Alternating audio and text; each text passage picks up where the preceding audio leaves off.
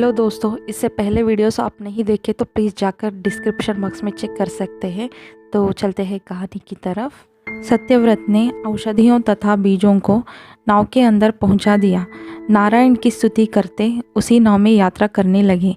मत्स्यावतार अपने पंखों से लहरों को रोकते समुद्र को चीरते नाव को सुरक्षित ले जा रहा था।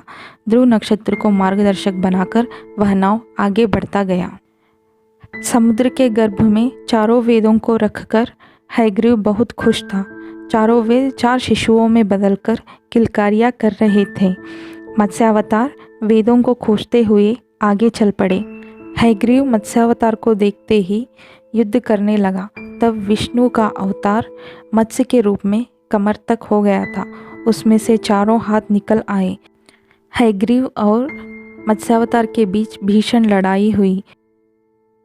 कई ग्रंथों में यह उल्लेख किया गया है कि हयग्रीव को माता भागीरथी का वरदान था। हयग्रीव यानी अश्व के मुख और मानव जैसा शरीर प्राप्त करने वाले से ही उसकी मृत्यु होगी। इसीलिए विष्णु भगवान ने हयग्रीव अवतार लेकर उसका वध किया। मत्स्यावतार चारों वेदों को लेकर निकल पड़े। भगवान विष्णु के हाथ में शंख और चक्र शोभायमान थे। विष्णु के मत्स्यावतार को देख ऋषि और सत्यव्रत उनकी स्तुति करने लगे। प्रलय तांडव शांत हुआ। जहाँ तहाँ भूमि दिखाई देने लगी थी। नाव भी अपने लक्ष्य पर पहुँच गई। ब्रह्मदेव की निद्रा पूर्ण होने को था। नया कल्प शुरू हो रहा था। ब्रह्मदेव जाग उठे। उनके चारों सिरों में अशांति थी। वेद गायब थे।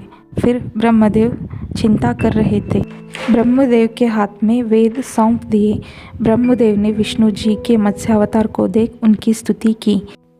जो व्यक्ति आपके मत्स्यावतार का ध्यान करता है उसकी सारी विपदाएं हट जाएगी।